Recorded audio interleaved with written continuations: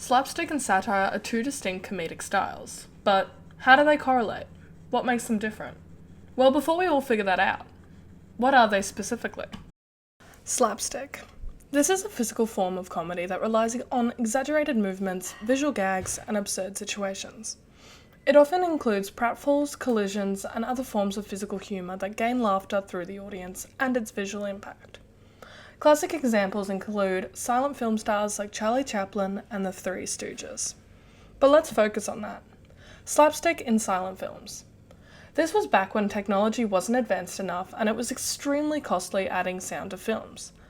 It would require more advanced equipment and ultimately heightened production costs, which at the time a lot of filmmakers could not afford. The great tool of slapstick was the visual storytelling and, of course, the universal appeal. Slapstick humour transcends language barriers. This made it accessible to a diverse audience, as viewers from different cultures could understand the physical comedy without needing to follow dialogue. How about modern day? Modern slapstick humour often blends physical comedy with contemporary themes and situations. For example, The Office US. While primarily a sitcom, it has several slapstick moments, especially with characters like Michael Scott.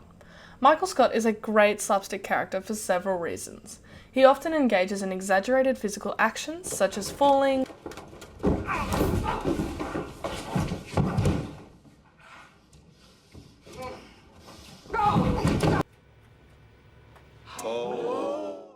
dancing awkwardly,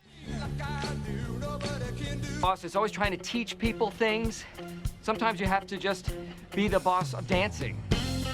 or making grand gestures. His lack of self-awareness amplifies these moments. The way other characters react to Michael's antics, often with disbelief or annoyance. It enhances the humour, and their straight man reactions to his slapstick moments create a good comedic balance. You are going to learn to be more professional, Luke! That's what you're... Moving on. Who else but Satire. This genre uses humour, irony, and exaggeration to criticise or mock social, political, or even cultural issues. It often involves clever wordplay and witty observations, aiming to provoke thought and reflection about the subject being satirised. Shows like Saturday Night Live or The Daily Show are great examples, as they comment on current events and societal norms while simultaneously making the audience laugh. Another example is South Park. South Park makes satirical jokes by using a mix of absurdity, shock value, and social commentary. The show exaggerates characters and situations to highlight the ridiculousness of certain behaviours or beliefs. It is known for its bold and often offensive humour, tackling taboo subjects without holding back, while also having each episode usually have an underlining message or critique about society, politics, or culture, making viewers reflect on the issues being satirised. But now that we know about each, what makes them so different? Number 1. Style of humour. Satire uses verbal wit, irony, and sarcasm to critique and comment on societal issues, whereas slapstick, on the other hand, relies on physical comedy, exaggerated movements, and visual gags to produce laughter. Number 2. Focus.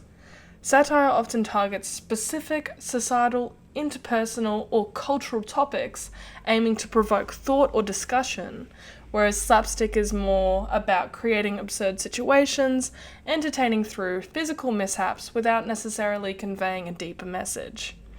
3. Delivery. Satirical humour often involves clever dialogue and storytelling, while slapstick is characterised by its visual humour and physical actions, such as pratfalls, chases, or exaggerated facial expressions. 4. Characterisation. In satire, characters may represent political figures or societal stereotypes, where slapstick characters are usually more focused on being clumsy or getting into silly situations, like the classic straight man versus the fool dynamic. Number 5. Emotional impact. Satire can provoke reflection or critical thinking about the subject matter, while slapstick primarily aims for immediate laughter and entertainment through its physicality.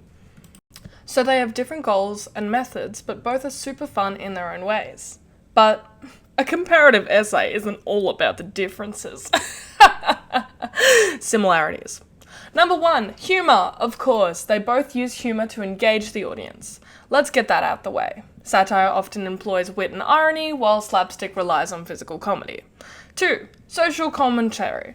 Satire critiques societal norms, I've said it once, I'll say it again, while slapstick can also reflect on human behaviour, often highlighting the absurdity of situations. Number 3, exaggeration. Both styles use exaggeration to enhance comedic effect. In satire, this might be through caricatures or hyperbolic scenarios, while slapstick often uses over-the-top physical actions. Number 4, character types. Both can feature larger-than-life characters. In slapstick, these characters often find themselves in ridiculous situations, while in satire they might represent a specific societal archetype. Number 5, audience engagement. Both forms aim to provoke laughter and can relate a shared experience among audiences, whether it's through clever wordplay or outrageous physical antics.